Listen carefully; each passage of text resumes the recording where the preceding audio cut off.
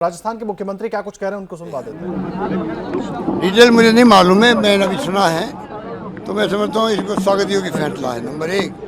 Number दो, महाराष्ट्र का जो पेंडिंग था केस, उसके बारे में भी कहा गया कि राज्यपाल का जो अप्रोच गलत था, ये उनको अधिकार नहीं था और मुख्यमंत्री ने क्यों इस्तीफा वाला दे दिया, इसलिए अब हम कुछ नहीं कर सकते, वरना फ्लोर टेस्ट होता और हमारा फैसला दूसरा हो सकता था। इस लाइन में उन्होंने कहा है, पर दोनों फैसले कम से कम एक शुभ संकेत है कि सुप्रीम कोर्ट ने कि शुरू में मैसेज दिया कंट्री को। हॉर्स ट्रेडिंग जो हुई है वहाँ 50 विधायकों की शिवसेना के एक प्रकार से करार तमाचा लगाया उनके ऊपर। ये गलत तरीके से इन्होंने विप का बनाना सब कुछ किया, वो बहुत गलत किया है। और ये बीजेपी और आरएसएस के लोग फासिस्ट लोग हैं, इनको सुप्रीम कोर्ट से कोई मतलब नहीं, उन्होंने फैसला क्या देती है, वो क्या भावना उनकी। इसलिए कर्नाटक भी, महाराष्ट्र भी और मध्य प्रदेश भी गिराई सरकार। हमारी सरकार बच गई यहाँ पर, वरना हमारे यहाँ भी वही होता जो उन्होंने वहाँ पे किया। मेरा मानना है कि ये शुभ संकेत है और हमें पब्लिक में जाना पड़ेगा कहने लिए कि ऐसी ताकतों से बचो आप लोग। ये लोकतंत्र खत्म कर देंगे देश में, वोटों का राज खत्म हो जाएगा और एक पार्टी शासन होगा जो चाइना में और रशिया में है, वो ढंग से। बार बार मैं आगाह कर रहा हूँ लोगों को।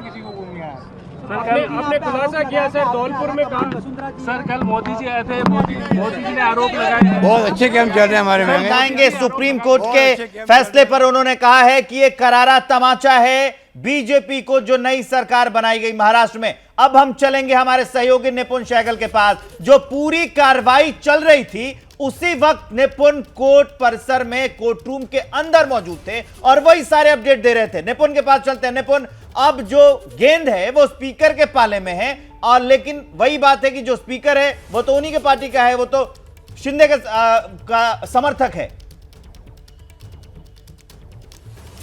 देखिए, एक संवैधानिक पद होता है स्पीकर का, तो यही उम्मीद की जाती है कि जो फैसला लेंगे निष्पक्ष लेंगे, और फैसला जो उनको लेना है वो किस आधार पर लेना, ये भी सुप्रीम कोर्ट ने साफ किया है।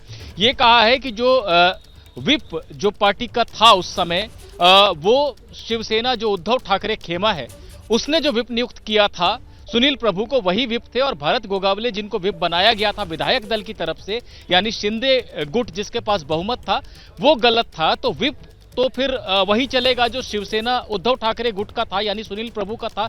तो ये एक आधार बन सकता है। दूसरी बात, सुप्रीम कोर्ट ने यह भी कही है कि चुनाव आयोग का निष्कर्ष भले कुछ भी हो कि वास्तविक पार्टी क्या है, पर स्पीकर का निर्णय इससे प्रभावित नहीं हो सकता है।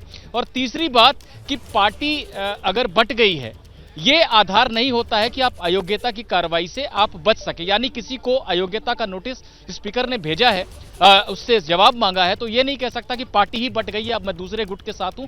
ये कोई आधार नहीं होता। पुरानी पार्टी के विप का पालन किया या नहीं, तो ये कुछ आयाम है जो सुप्रीम कोर्ट ने तय किए हैं, जहां पर कि स्पीकर को फैसला लेना पड़ेगा। लेकिन एक बात मैं समझाना चाहता हूं दर्शकों को जो बार बार वो सुन रहे होंगे कि अगर उद्धव ठाकरे इस्तीफा न देते तो शायद आज उनकी बहाली हो जाती। वो कैसे होती, ये समझना जरूरी है।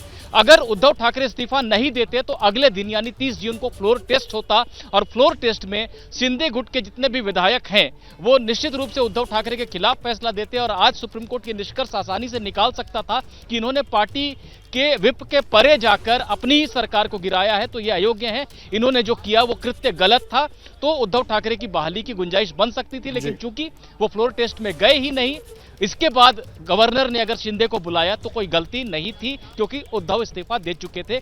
ये शिंदे के लिए राहत की बात है। जी, आप रहे निपुण हमारे साथ। और देखिए, महाराष्ट्र में जब ये पूरा सियासी उथल पुथल मचा हुआ था, उस वक्त जितेंद्र दीक्षित लगातार ग्राउंड पे थे, जो कुछ हो रहा था एबीपी के दर्शकों तक पहुंचाते रहे थे।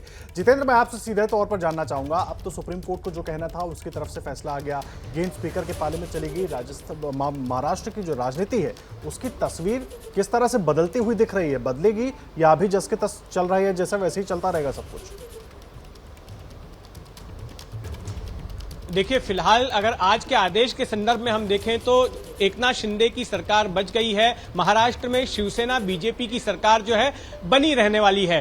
तो जो एक खतरा था, एक जो तलवार लटक रही थी एकनाथ शिंदे की सरकार पर, वो फिलहाल के लिए जो है वो तलवार हट गई है। लेकिन अब स्पीकर को फैसला लेना है। सुप्रीम कोर्ट ने जिस तरह से कहा कि 16 विधायक की अयोग्यता को लेकर अब मौजूदा स्पीकर अपना फैसला लेंगे। जैसे ही घड़ी का काटा दोपहर 2:30 पे आए, बबीता जी का दिल सास बहू साजिश के लिए मचल जाए। और ये है इनकी बहू, पूरे दिन ऑफिस की टेंशन हो जाए गॉन जब ये करें अपना फेवरेट शो फ्री टाइम पे ऑन। इनकी तरह आप भी देखिए अपना फेवरेट शो अपने टाइम पर और डाउनलोड कीजिए एबीपी लाइव ऐप अपने स्मार्ट टीवी पर।